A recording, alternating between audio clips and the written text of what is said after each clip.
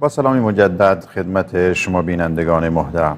رویدادهای هفته گذشته بلوچستان و سیستان بود که متاسفانه از اول تا آخر این رویدادها به غیر از این که اعدام شدن بلوچ ها، کشته شدن بلوچ ها و یا اینکه به علت قصور پزشکی کشته شدن بلوچ ها چیزی دیگه نبود. کاش در این اخبار ما اخبار خوشحال کننده ای داشتیم و اخباری که مردم از آن خوشحال میشدند، اما متاسفانه بلوچستان است و همه میدونیم که در تبعیض و تحقیری هست که سازمان یافته علیه بلوچستان و ملت بلوچ دارد انجام می شود.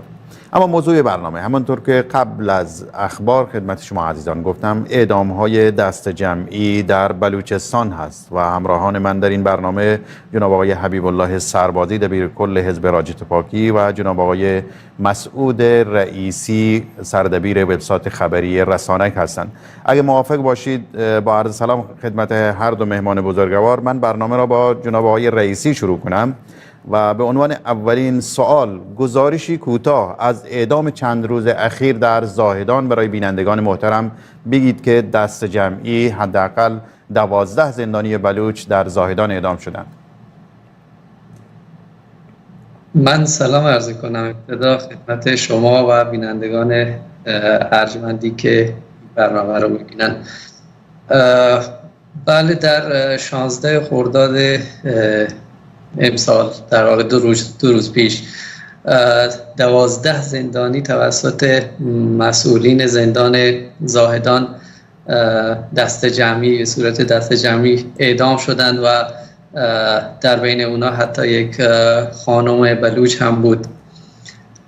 در 24 روز اخیر، در 19 روز اخیر ما 24 نفر رو در زندان‌های مختلف ایران شاهدش بودیم که از شهروندان بلوچ اعدام شدند که خب بنا به اتهامات مختلفی مثل قتل و هم جرائم مربوط به مواد مخدر این اعدام‌ها صورت گرفته و در واقع در 8 زندان این 24 نفر اعدام شدند.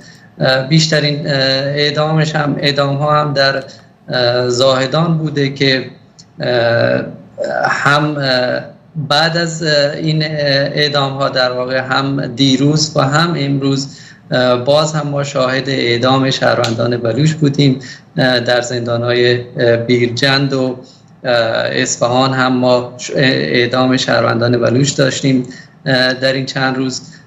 ولی موضوعی که بیشتر باید بهش بپردازیم به نظر من اینه که این اعدام‌های دست جمعی در واقع تلاش جمهوری اسلامی رو نشون میده برای سرکوب مردم بلوچ.